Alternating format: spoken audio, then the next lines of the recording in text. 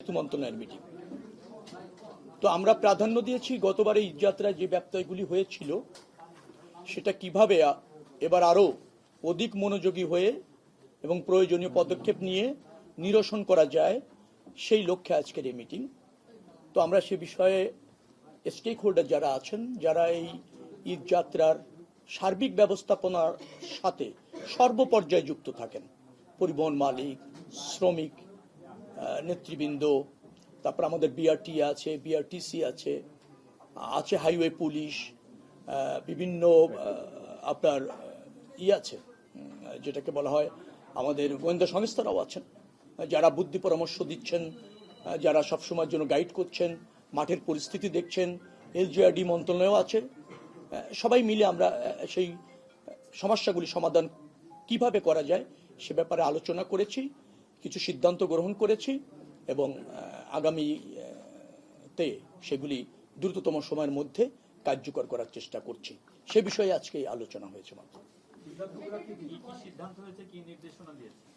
যেমন ধরেন, আমাদের একটাই চ্যালেঞ্জ, আমি প্রথমেই বলেছি যে চলমান আছে, ঈদ যাত্রা নির্বিঘ্ন করার জন্য দীর্ঘদিন ধরে সব সময় সব মন্ত্রণালয়ে তার সক্ষমতার শতভাগ নিয়ে চেষ্টা করে। তো এবার আমরা প্রাধান্য দিয়েছি, গতবার যেটা হয়েছিল বিজিএম এর সাথে আমাদের একটা কথা হয়েছিল যে তারা 3টি স্তরে গার্মেন্টসটাকে ছুটি দিবেন, কিন্তু গতবার সেটা সম্ভব হয়নি, শেষ দিনে এসেই চাপটা পড়েছিল, যার ফলে গার্মেন্টসের যেদিন ছুটি হয় সেই দিন গাজীপুর এবং ওই সংলগ্ন এলাকায় 10 থেকে 15 লাখের মতো যাত্রী একদিনে বাড়ি যেতে চান। আর আমাদের সম্মানিত যাত্রীদের একটা হ্যাবিট হচ্ছেন, তারা বাস স্টপেজে এসে টিকিট কেটে গাড়িতে উঠবেন, এই ধৈর্য এই সময় তাদের নেই। তারা ছুটির পরে দ্রুততম সময়ের মধ্যে বাড়িতে যেতে চান, তারা রাস্তার উপর চলে আসেন, ওইখানে যে যানবাহন পান তাতেই উঠার চেষ্টা করেন, সেটা বাস হোক, ট্রাক হোক, পিক আপ হোক, ফিটনেস থাকুক না থাকুক, তারা এটা চেষ্টা করেন। তো তারা বাস স্ট্যান্ডে এসে টিকিট কেটে নিয়ম মেনে গাড়িতে উঠবেন এরকমের মানসিকতার মধ্যে থাকেন না, এভাবে তারা অভ্যস্ত না। ওই দিনটা আমাদের জন্য খুব চ্যালেঞ্জ হয়ে যায়, এটা যানজটও তৈরি করে এবং অনাকাঙ্ক্ষিতভাবে যে কোনো যানবাহনে যখন তারা চলে ঝুঁকিও বাড়ে, দুর্ঘটনা ঘটতে পারে। আবার ওই রকম পরিস্থিতিতে ভাড়া নিয়ন্ত্রণ করাটাও কঠিন হয়ে যায়, কারণ স্টপেজগুলি, কাউন্টারগুলি যেভাবে আমরা দেখভাল করতে পারি, নজরদারিতে রাখতে পারি, বা যতটুকু দায়বদ্ধতা তাদের আছে প্রতিষ্ঠিত পরিবহনগুলির, তো ওই যত্রতত্র পরিবহনের আর তখন সেটা থাকে না। এটা আমাদেরকে গত ঈদে বেশ কিছুটা বিব্রত করেছে এবং কিছুটা অনিয়ম, কিছুটা শৃঙ্খলা অথবা যানজটের ক্ষেত্রে প্রভাব ফেলেছে। আরেকটা আমরা এবার আশঙ্কা করছি যে বৃষ্টি হতে পারে। তো বৃষ্টিটা যদি হয় তখন কিন্তু আপনার যানজট হওয়ার একটা ব্যাপক সম্ভাবনা তৈরি হয়, তখন পুলিশ ও রাস্তায় অনেক সময় পর্যাপ্ত রাখা যায় না, তারপর যানজট, জনজট, এই সব কিছুর পরিস্থিতিতে আমাদের গতবার একদিনের ঝড় বৃষ্টি আমাদেরকে বেশ কিছু চ্যালেঞ্জের মধ্যে ফেলেছে। এবার যেহেতু সিজনটাই এরকম, অতএব এই ধরনের সম্ভাবনা তৈরি হওয়ার সমূহ সম্ভাবনা রয়েছে, সেইগুলি আমরা বিবেচনায় রেখেছি। আর এবার হচ্ছে 1 কোটি যাত্রী আরো বেশি গতবারের চেয়ে, তার মানে হচ্ছে কুরবানিযোগ্য গরু, তো তাদেরও আসা যাওয়ার ব্যাপার আছে। গতবার আমরা ট্রাক, লরি, কাভার্ড ভ্যান নিয়ন্ত্রণ করার চেষ্টা করেছিলাম 4 দিন আগের থেকে, কিন্তু আমরা সফল হয়েছি বলছি না। আমরা ওই অঞ্চলে প্রচুর ট্রাক, কাভার্ড ভ্যান চলেছে, এটা নিয়ন্ত্রণ করা যায়নি। আর গাড়ি আপনারা জানেন যে একবার যদি রাস্তার উপর চলে আসে, তাকে নিয়ন্ত্রণ করে সাইডেও যদি আপনি নিতে চান, তাতেও যদি 5-10 মিনিট সময় লাগে, তাহলে 10 থেকে 15 কিলোমিটার ট্রাফিক হয়ে যায়, কারণ গাড়িতে একটার সাথে একটা একেবারে লাগিয়ে চলছে, এরকম ভাবে যায়। তো সেটা যাতে এবার আরো গরুর ট্রাক তো চলবেই, এটা পরিবহনে যুক্ত থাকছে, এই জন্য চ্যালেঞ্জটা আরো বেশি হবে। সেই সমস্ত জায়গায় আমরা ওই স্পটগুলি নির্দিষ্ট করে কি কি ব্যবস্থা নেওয়া যায়, পুলিশের পরামর্শ, বিআরটিএ এবং আমাদের যে সমস্ত লজিস্টিক ফোর্স আছে। আবার গতবার আমরা করেছিলাম গার্মেন্টস ছুটি হলে সেখানে বিআরটিসি থেকে বেশ কিছু বাস, এবং এবার আমরা আবার চেষ্টা করেছি যে বেসরকারি যে মালিক যারা আছেন, যারা ব্যক্তি পর্যায়ে পরিবহন মালিক, তাদেরও পর্যাপ্ত বাস যাতে ওখানে রাখা যায়, ওই 1 দিন 2 দিন এই উদ্বুদ্ধ পরিস্থিতি যাতে ফেস করা যায় তার জন্য বাসের সংখ্যা বাড়ানো, সড়কে শৃঙ্খলা, এবং এবার যেটা আমরা করেছি, গতবার মনে হয় 24টি মোবাইল কোর্ট কাজ করেছিল, এবার আমরা মনে করছি যে 50 জন আমরা রিকোয়েস্ট দিয়েছি। আর আমাদের আছে কয়জন? 10 জন। হ্যাঁ, 19 জন আছে আরো 50, মানে 69টি মোবাইল কোর্ট যাতে পরিচালনা করা যায়। সেন্সিটিভ জায়গা হিসেবে বাইপাইল এবং আব্দুল্লাহপুর আমরা দেখেছি অস্থায়ী হঠাৎ কাউন্টার হয়ে যায়, যাদের কিন্তু নির্দিষ্ট পরিবহন নেই। এই চলমান পরিবহন বা বিচ্ছিন্ন পরিবহনকেই লোক তুলে দিয়ে তারা সেখান থেকে টাকা কালেকশন করে। এই দুটি জায়গা পাশাপাশি আছে ধুলাই খাল, ধুলাই পাড়। সেই ধুলাই পাড়ের জায়গাটাও আমরা এই নজরদারিতে নিয়েছি। সেখানে আপনার মোবাইল কোর্ট একেবারে স্থায়ীভাবে থাকবে, নিয়মিতভাবে থাকবে, পুলিশেরও বিশেষ নজরদারি থাকবে, বিআরটিসি এবং আমি পরিবহন মালিকের নেতাদের বলেছি তারাও যেন ওই জায়গাতে অবস্থান করে তাদের নেতারা এবং সার্বিক সহযোগিতা। একটা বিষয় হলো যে ঈদ যাত্রায় আমরা দেখছি যে সবচেয়ে বেশি সড়ক দুর্ঘটনা ঘটে, কিন্তু এইবারের গতবারও কিন্তু এই যে এই ঈদ উল ফিতরে হয়েছে, আবার এইবারও দেখা যাচ্ছে। তো আপনাদের কি এটা নিচ্ছেন? যে আপনি তো এটা জানেন বাংলাদেশে 4.5 থেকে 5 হাজারের মতো মানুষ সড়ক দুর্ঘটনায় প্রতি বছর নিহত হয়। খুব দুর্ভাগ্যজনক। 2024 সালে সবচেয়ে বেশি নিহত হয়েছেন, আমি পরিসংখ্যান দেখেছি, 5,300 সম্ভবত 84 জন। তারপরের সংখ্যাটা হচ্ছে 2021 সালে 5,082 জন। অর্থাৎ আমি বলছি যে 5,000-এর কাছাকাছি মানুষ সড়ক দুর্ঘটনায় নিহত হয়। গতবার আমাদের কাছে যেটা তথ্য আছে 170 জন সড়ক দুর্ঘটনায় 11 দিনে নিহত হয়েছিল। ঈদ যাত্রার আগে পরের কথা বলছি। দুটি বড় দুর্ঘটনা ঘটেছিল, একটা আপনারা জানেন 26 জন আরিচাতে যেটা ঘটলো, আর একটা 12 জন ট্রাকের সাথে আমাদের একটা বাসকে ট্রেন করে দেয়, হ্যাঁ, কুমিল্লাতে। এই দুটি বড় ঘটনা ছিল, আর বাকি 170 জন টোটাল মারা যায় বাংলাদেশের সড়ক দুর্ঘটনায়। বলা ঠিক হবে কিনা জানি না, আমার হাইওয়েতে মারা গিয়েছে 43 জন, আর বাকিটা এলজিআরডি রাস্তা, কিন্তু আমাকে জবাব দিতে হয় 170 জনের। কিন্তু আমার হাইওয়েতে 43 জন মারা গিয়েছিল। প্রত্যেকটা মৃত্যুই কিন্তু অনাকাঙ্ক্ষিত, দুঃখজনক, যার পরিবার যায় তা জানে। রাষ্ট্রে তা কাম্য না, তা চায় না, কিন্তু সড়ক দুর্ঘটনা আমাদের আছে। হ্যাঁ, আমরা এর বাইরে আসতে পারিনি, কারণ আমাদের হাইওয়েতে যেভাবে কাভার করা উচিত ছিল, পৃথিবীর বড় বড় হাইওয়ে দেখবেন যে সেখানে এন্ট্রান্স থাকে না নির্দিষ্ট জায়গায় ছাড়া। এমনকি গাড়িও যদি বাইরে যেতে হয় তাকে একটা জায়গায় ইউলুপ দিয়ে বাইরে যেতে হয়। আর আমাদের হাইওয়েগুলি আপনার ব্যাটারি চালিত ভেহিকেল চলছে। তারপর ছোট ছোট রাস্তায় এসে হাইওয়ে যখন মিশছে, সেখানে সে লেফট লেনে থাকছে না, সে এসে 90 ডিগ্রিতে মিশে যাচ্ছে। এরকম একটা দুর্ঘটনা কিন্তু কুমিল্লায় ঘটেছে। এক পরিবারে মানে 3 জন মারা গিয়েছিল, 5 জন মারা গিয়েছিল। তো এই প্রবলেমগুলি আমরা বিশ্ব ব্যাংকের অধীনে, আমরা বাংলাদেশ সড়ক নিরাপত্তার আইনে এনে কর্মসূচির অধীনে এই হাইওয়েতে যে সমস্ত রাস্তাগুলি যুক্ত করা হয়েছে সেগুলি লেফট লেনে নেওয়ার একটা কর্মসূচি এবং পরিকল্পনা নিয়ে আমরা কিছু নিয়েছি, আপনার যেটাকে বলা হয় কার্য হাতে নিয়েছি। তো সেইগুলি বাস্তবায়ন যদি হয় আরো কিছুটা কমবে। অটো চালিত যান যেগুলি আছে সেগুলিতে যদি হাইওয়েতে নিরুৎসাহিত করা যায়, একেবারে নিয়ন্ত্রণ করা যাচ্ছে না, হাইওয়ে পুলিশকে মানে সজাগ রেখেছি, তারা এবার আরো তৎপর থাকবে। এটাও সত্য যে আমার জানা মতে প্রায় 42 কিলোমিটার জায়গা দেখভাল করার জন্য 3 জন হাইওয়ে পুলিশ আমরা পাই, আমি যদি ভুল না বলে থাকি। তো এই রকমের কিছু স্বল্পতা আমাদের আছে, কিছু দুর্বলতা আমাদের আছে, কিন্তু যতটুকু আমাদের সামর্থ্য আছে তার শতভাগ নিয়ে আমরা চেষ্টা করছি। আমি এই কথাটা এর আগের বারও বলেছি, এবারও বলছি যে 1.5 কোটি মানুষের যাত্রা 2 থেকে 3 দিনে, আবার 1 কোটির কাছাকাছি গরুর যাত্রা নিশ্চিত করবার জন্য আমাদের যে যানবাহন, আমাদের যে রাস্তা, আমাদের যে মানসিকতা এবং আমাদের যে সচেতনতা, তা কোনো কোনো সময় বড় অন্তরায় তৈরি করে। তো তার মধ্যে দিয়ে আমরা ব্যবস্থাপনাটা নিশ্চিত করতে চাচ্ছি, সব সেক্টরকে, সব পরিস্থিতিকে বিবেচনায় রেখে। দুর্ঘটনার পরে আপনারা তদন্ত কমিটি করেন, যেটা আমরা দেখেছি যে আরিচা যেটা হয়েছে, সান্তাহারে গভীর লাইনচ্যুত হয়েছিল, সদরঘাটে একটা মৃত্যু হয়েছে, সেখানেও করছে। কিন্তু আগে থেকে আপনাদের যারা সংশ্লিষ্ট আছেন তাদের গাফিলতির কারণে যাতে না হয় সেটা নিশ্চিত করার কোনো উদ্যোগ নিচ্ছেন না? আপনি তদন্ত কমিটি তো দুর্ঘটনার পরেই হবে, আগে তো হবে না। পরে হবে সেটা ঠিক আছে, কিন্তু তদন্ত কমিটি যথাযথ তদন্ত করছে কিনা এবং তদন্তের রিপোর্টটা আপনি আমলে নিচ্ছেন কিনা সেটা খুব ইম্পর্টেন্ট। আমরা ধরেন আরিচা ঘাটে যে ঘটনা ঘটেছে তদন্ত রিপোর্ট পেয়েছি, সেখানে ওই ড্রাইভার যিনি একটা স্টপ বাস, থেমে থাকা বাস, তিনি কি কারণে চলতে শুরু করলো, এবং আপনি দেখবেন যে ফেরিতে উঠার পরিবেশ হয়নি, ফেরি কিন্তু ঘাটে নেই, সে গেল এবং চলতে থাকলো, তার গিয়ে সে আপনার পল্টনের উপর দিয়ে নদীতে পড়ে গেল। দেখা গিয়েছে তার ব্রেকটা কাজ করেনি, তার হ্যান্ড ব্রেকটা ওখানে ছিল না, সে যেভাবে গাড়িটা চালানো শুরু করেছিল বা যেভাবে গাড়িটা চলতে শুরু করেছে সেটা একেবারেই অনাকাঙ্ক্ষিত। আর অনাকাঙ্ক্ষিত মানে ঘটনাই হলো দুর্ঘটনা, সেরকম একটা কিছু ঘটেছে। আমরা এবার যেটা করেছি সেটা হলো আমরা সিদ্ধান্ত নিয়েছি যে সমস্ত বাসের প্যাসেঞ্জারকে নেমে বাস ফেরিতে উঠবে। কিন্তু দেখা গেল যে অনেক অসুস্থ মানুষ থাকেন, অনেকের মালামাল থাকেন, সেটা রেখে সে নামতে চান না, বাচ্চারা থাকেন, কার্যকর করাটা একটু কঠিন, কিন্তু আমরা করছি। পাশাপাশি বাস ফেরিতে উঠার আগে আমরা একটা ব্যারিকেড তৈরি করছি। ওই ফেরি বাস নেমে খালি না হওয়া পর্যন্ত এখান থেকে কোনো গাড়ি উঠতে যেতে পারবে না, ওই ব্যারিকেড ক্রস করতে পারবে না, সেটা আমরা নিশ্চিত করেছি। আরেকটা হচ্ছে ফেরিতে যে পল্টন থাকে সেইটাকে আমরা একটু কাভার করে দেওয়ার চেষ্টা করছি, যে কম গতিতে কোনো গাড়ি গেলে সেটা বাধা পায়, কিন্তু বেশি গতির কোনো গাড়ি যদি চলে যায় ওই বাধাও কোনো কোনো সময় আপনি জানেন সেটাও আরেক দুর্ঘটনা। তো এইভাবে আমরা ম্যানেজ করার চেষ্টা করছি। সদরঘাটে যেটা ঘটেছিল সেটাও একেবারে আমাদের নজরদারিও ছিল।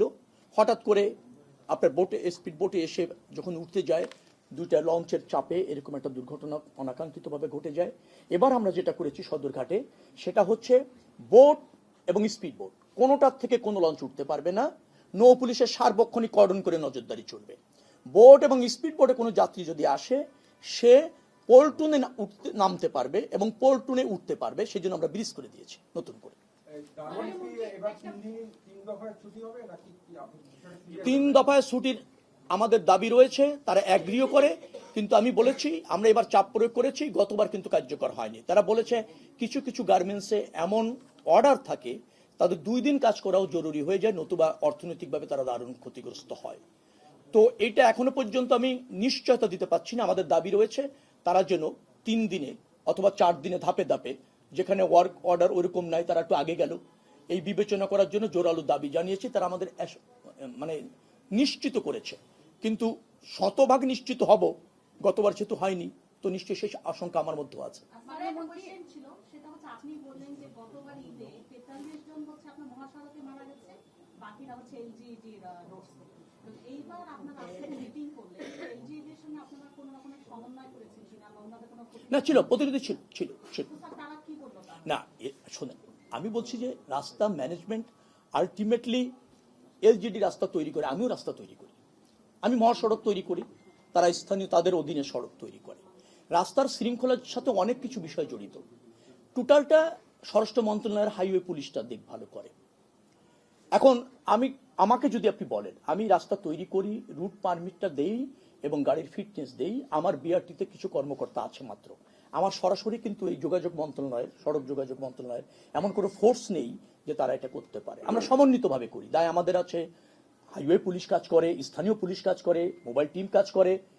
তো এর সবার যে দায়িত্ব আছে সেটা সবার সক্ষমতা অনুসারে কিভাবে সমন্বয় করে করা যায় সেটা আমরা করছি। আমি ওই কথাটা বলার একটা কারণ হচ্ছে যে আমার হাইওয়েতে মারা গিয়েছে 43 জন, কিন্তু 170 জন যেটা মারা গিয়েছে অনাকাঙ্ক্ষিতভাবে এলজিআরডির রাস্তাতে, সেটারও কোনো কোনো সময় জবাব দিয়ে আমাকে করতে হয়েছে, সেই কথা বলছি।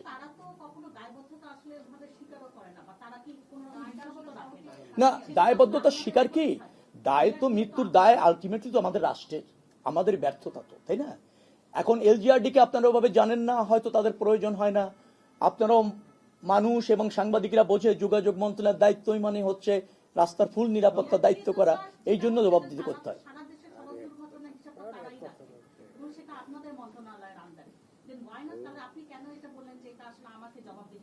না, জবাবদিহি করতে হচ্ছে তো, আমি তাই বলছি।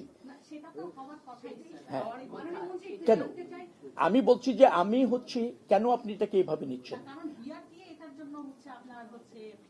না না, বিআরটিএ কি, বিআরটিএ কি করে, আমি শোনেন আগে, বিআরটিএ কি করে, একটা রুট পারমিট, তারও একটা কমিটি আছে, কিন্তু মহানগর এবং অন্যান্য জায়গায় পরিবহন ক্ষমতা এবং জনসংখ্যার অনুপাতে সেই রুট পারমিটটা দেয়। এটা কিন্তু বিআরটিএ সরাসরি একাও দেয় না, একটা কমিটির মাধ্যমে দেয়। আর বিআরটিএ একটা ফিটনেস দেয় গাড়ির, ঠিক আছে? রোডস অ্যান্ড হাইওয়ে গাইড রাস্তাগুলি তৈরি করে। তো আপনি যখন রোডে একটা অ্যাক্সিডেন্ট ঘটলেই সেই দায়িত্বটা যখন সব আমাদের উপর আসে, কিন্তু দায় আমাদের নিতে সমস্যা নেই, আমরা দায় নিচ্ছি তো, কিন্তু আমি বলছি সব পরিত্রাণ আমার হাতে না। যেমন ধরুন এলজিআরডির কোনো রাস্তায় যদি এমন হয় যে রাস্তাটা, যেমন আমাকে দায় নিতে হচ্ছে, কারণ আমার হাইওয়ের সাথে এসে একটা লোকাল সড়ক মিশেছে 90 ডিগ্রিতে, যেটা দুর্ঘটনা তৈরি করে, সেটা কুমিল্লায় ঘটেছে, নিশ্চয়ই আমাদেরকে দায় নিতে হচ্ছে, কারণ এটা একটা ত্রুটি। কারণ একটা লিংক রোড কিভাবে এসে একটা হাইওয়ের সাথে মিশবে, তার একটা কিন্তু লেফট লেনে যে স্টাইলে মেশে সেভাবে মিশিনি, এটা একটা ত্রুটি। বলছে যে এলজিআরডির মন্ত্রণের অধীনে যখন কোনো রাস্তা হয়, সে ত্রুটির দায় তো আমার উপর হয় না। যদি কোনো ওই ত্রুটির কারণে দুর্ঘটনা ঘটে, সেটা যোগাযোগ মন্ত্রণের উপর অনেক সময় নিতে হয়, কিন্তু নেওয়াটা দুর্ভাগ্যজনক। সেটা মাননীয় মন্ত্রী, আপনি আমার একটু কথা আছে। মাননীয় মন্ত্রী, আমি একটু শেষ করি প্রশ্নটা। সেটা হচ্ছে যে এআই ক্যামেরা চালু হয়েছে, এই যে ঘুরে যায় কথাটা শেষ করলে আপনার তো কথাটা ঘুরে গেল। আচ্ছা বলেন না, বলেন বলেন। কে বলবে ঠিক করেন, দেখি দেখি এআই ক্যামেরা চালু হয়েছে। আপনার যেখানে এতগুলি ব্যাটারি চালিত রিক্সা চলে এবং ভিআইপি সড়কে চলে, সেখানে আসলে শৃঙ্খলা আনার জন্য এআই ক্যামেরা কতটা ভূমিকা রাখবে? কারণ আপনি তো ব্যাটারি চালিত রিক্সা বন্ধই করতে পারছেন না। একই সাথে সাথে এই এআই ক্যামেরাগুলি আসলে মহাসড়কে চালু হবে কবে, যে স্বয়ংক্রিয়ভাবে মামলা হয়ে যাবে? না, এআই ক্যামেরা তো সমস্ত জায়গায় চালু করার পরিকল্পনা নেওয়া হয়েছে, এটা বাস্তবায়ন হতে সময় লাগবে। কিন্তু এখানে একজন আছে, একই কি বলেন? জি, আপনি যেহেতু মানে বলেন যে সব দায় আপনাদের কাছে আসে, আসলে কেন আসে এইটা যদি বুঝেন তাহলে না। আমার কথাটা হচ্ছে যে আপনি যে এই যে রাস্তায় যে আনফিট গাড়িগুলো আছে, এটা দায় কার? এইগুলোর যে তারপরে রাস্তার ডিজাইনের দায়টা কার? এগুলো তো সবই যোগাযোগ। না, আপনি আমার কথা সম্পূর্ণ বোঝেননি। সব রাস্তার ডিজাইনের দায় আমার না, হাইওয়ে ডিজাইনের দায় আমার। কিন্তু এই তো আপনি তো আরেক জায়গায় গেলেন। শোনেন, আমার অবশ্যই দায় আছে। আমি বলছি রাস্তা, হাইওয়ে রাস্তায় যদি তার ডিজাইনের কারণে কোনো দুর্ঘটনা প্রবণ হয়ে যায়, নিশ্চয়ই সে দায় আমার। আপনি আমার কথা শুনতে দেন না আপনি।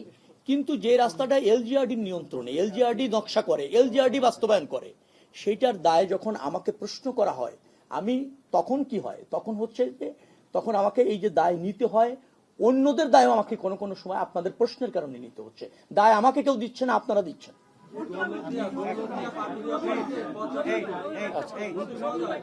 শেষ করতে চাই, পদ্মা সেতু নির্মাণ হইলে আপনার এই সড়ক দুর্ঘটনা আর এই বাসগুলো অনেক লোক মারা যাচ্ছে। অ্যাকচুয়ালি হ্যাঁ, পরিকল্পনা নেওয়া হয়েছে, সেটা নেওয়া হয়েছে। আপনার ওই আমরা দ্বিতীয় পদ্মা সেতুটা 3টি প্রস্তাবনা আছে, তার 1 নম্বর প্রস্তাবনা আপনি যেটা বলেছেন ওই রুটে আমরা দ্বিতীয় পদ্মা সেতু নির্মাণ করতে চলেছি বলবো আমি এই মুহূর্তে। ফিজিবিলিটি স্টাডি অলরেডি কমপ্লিট, অর্থায়নের জায়গাটা নিয়ে ভাবছি, কথা বলছি, আর ধরেন অন্যান্য প্রাক প্রস্তুতি চলছে। মাননীয় প্রশ্ন দুটো ছিল, আপনি একটার উত্তর দিয়েছেন। প্রথম প্রশ্নটা ছিল যে ঢাকায় এআই ক্যামেরা চালু করছেন, আপনার একই সাথে মূল সড়কে ভিআইপি সড়কে ব্যাটারি চালিত রিক্সা চলছে। এই দুটো জিনিস দিয়ে আসলে কি শৃঙ্খলা আনা সম্ভব? না না, চলছে, কিন্তু আমি বলছি যে একটা শুরু হয়েছে এআই ক্যামেরা, তারপর কিভাবে ব্যাটারি চালিত রিক্সাগুলি নিয়ন্ত্রণ করা যায়, ধাপে ধাপে এটা করতে হবে। তো আপনি ধরেন সবগুলি তো একসাথে করতে পারবেন না, আর সবগুলি একসাথে করতে চাইলেও কোনো কোনো সময় ধরেন এগুলি প্রস্তুতি আছে, আর্থিক ব্যাপার আছে, সিকোয়েন্স অনুসারে হবে। নিশ্চয়ই ধৈর্য ধরুন, ভালো কিছু হবে। ঠিক আছে, আজকের মতো নদীতে ওয়াইটাই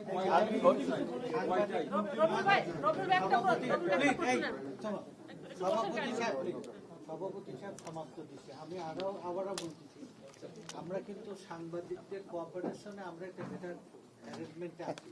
এবারও সার্বিক সহযোগিতা প্রত্যাশা করি। ধন্যবাদ। আপনি গতবার ঈদের আগে ঈদ যাত্রাটা নির্বিঘ্ন করার জন্য কথা বলেছিলেন। না, এখানেই বলুন, এখানে ফর্মালি বলুন। তো সেই ক্ষেত্রে আসলে নানা ধরনের সমস্যা ছিল, যানজট ছিল, সড়ক দুর্ঘটনা। এবারে সেই অভিজ্ঞতা কাজে লাগিয়ে আপনারা যা যা করছেন, আপনি কতটা নিশ্চিত যে এবারে নির্বিঘ্ন হবে?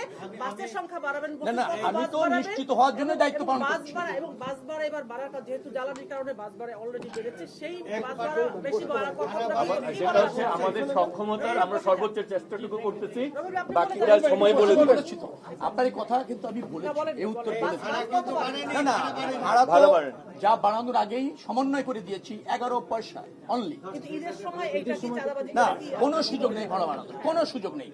তবে একটা জায়গা আমি গতবারও যেটা আপনি দেখেছেন, যে যখন রাস্তার মাঝখান থেকে এরকম লাখ লাখ মানুষ এসে সে যে যান পাচ্ছে সেই যানে উঠে যাচ্ছে, সেটা আমাদের পক্ষে নিয়ন্ত্রণ করা কঠিন হচ্ছে। এটা আপনারা এদেশের সন্তান, আপনারাও জানেন। ধরেন 10 লাখ লোক গাজীপুরে চলে আসলো গার্মেন্টস থেকে, সে এসে একটা ট্রাকে একটা পিকআপে উঠে যাচ্ছে টাকা দিয়ে, অথবা একটা গাড়ি যাচ্ছে সেখানে তো বাচ্চা নিয়ে উঠে যাচ্ছে। তো ওই জায়গায় ভাড়াটা যখন মানুষ এবং বিশেষ করে যারা ভাড়া কালেকশন করে তাদের মধ্যে চলে যায়, সে যখন স্টপেজে এসে বাসে যেতে চাচ্ছে না, এরকম একটা পরিস্থিতি হয়, চলন্ত পথে সেটা সুপারভিশন করে নিয়ন্ত্রণ করে আপনার করা, কন্ট্রোল করা কিভাবে সম্ভব, কত সম্ভব আপনারাই ভালো জানেন। আপনার মনিটরিং টিম থাকবে কিনা অবশ্যই আমি যেটা বললাম 69টা মোবাইল কোর্ট থাকছে, হাইওয়ে পুলিশ থাকছে, বিআরটি এর টিম থাকছে, সমস্ত শক্তি তো প্রয়োগ করা হবে। এবং গতবারও যাদের বিরুদ্ধে অভিযোগ পেয়েছি ব্যবস্থা নিয়েছি, জরিমানা করেছি, শাস্তি দিয়েছি, করছি তো। আবার যে প্রশ্নটা ছিল, আবার যে প্রশ্ন না, ওটা আলোচনা চলছে, প্রক্রিয়া চলছে, তাড়াতাড়ি এসি বাসের ভাড়া নির্ধারণ হয়ে যাচ্ছে। আবার যে প্রশ্ন বারবার ছিল যে রুট পারমিটের পিছনে তো আসলে আপনার মন্ত্রণালয়, তো এই যে লক্কর চক্কর বাসের কারণে কিন্তু ঈদের সময় যানজট বেড়ে যায়, দুর্ঘটনাগুলো হয়, সেগুলো নিয়ে আপনারা ঈদের সময় আপনি কি বলছেন, সেই বিষয়টা ছিল সেটা এটা একটু বলে যান রবিল ভাই বসে বলেন। না, বলেছি, অনেক বলেছি। আমি তো এই বলতে গিয়ে আপনাদেরকে আপনাদের মতামতকে আমি খুব রেসপেক্ট করি, বিকজ আমি আবারও বলি আমিও কিন্তু মাস কমিউনিকেশন এন্ড জার্নালিজমের ছাত্র ঢাকা বিশ্ববিদ্যালয়। আপনাদের সৌভাগ্য, আপনারা সাংবাদিক হয়েছেন, আপনারা মানুষকে জবাবদিহি করতে পারছেন, আর আমার হচ্ছে সৌভাগ্যের কিনা জানি না, আমাকে জবাবদিহি করতে, বাট আমি মাস কমিউনিকেশন এন্ড জার্নালিজমের ছাত্র। রবিল ভাই ছোট করে দাঁড়ান। অবশ্যই ভাই গরুহাটের সেটাই ব্যাপারে কি চেষ্টা, করবেন? সেটাই হবে। গরুহাটের ব্যাপারে এটা এলজিআরডি মন্ত্রণালয় ইজারা দেয়, আমি বলে দিয়েছি হাইওয়ের পাশে উপরে কোনো গরুর হাট হবে না, তারা এগ্রি করেছে, তারা